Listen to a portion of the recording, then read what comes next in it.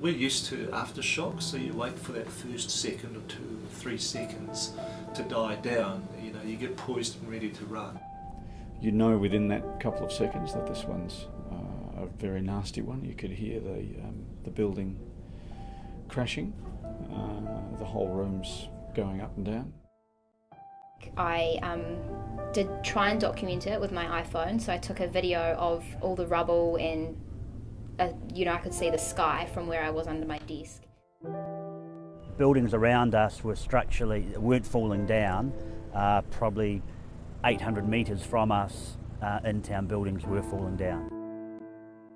When I realised that we were actually told we can't leave the building because they were worried that if we all ran for the stairs it could just crumble, that's when the survival instinct, and I was like, I don't know if I'm actually ever going to get out of this building.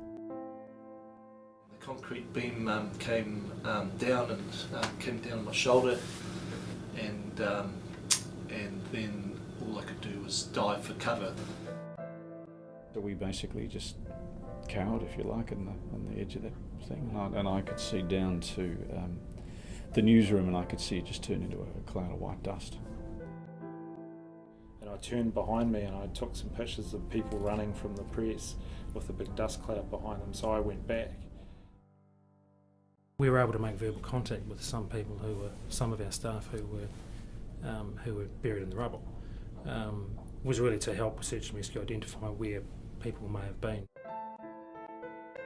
First, you want to know whether your family's okay.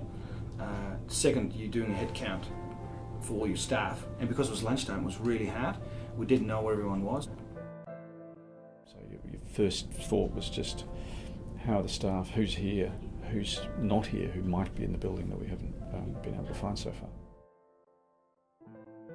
We didn't actually have any lists to tick everybody off at that stage, so it was really a bit of a hearsay situation, who's where. A number of people came up and said, this person is in the city or they're in another suburb of Christchurch. As journalists, I guess we did what you've got to do when a story like that hits literally your doorstep. We always knew we were going to report the story, we always knew we were going to get it online if that's the best we could do. The question we asked was whether this site was okay, whether it was physically okay, and whether it had power. And if both those were green ticks, we were going to do a paper. Didn't know how, but we were going to do a paper.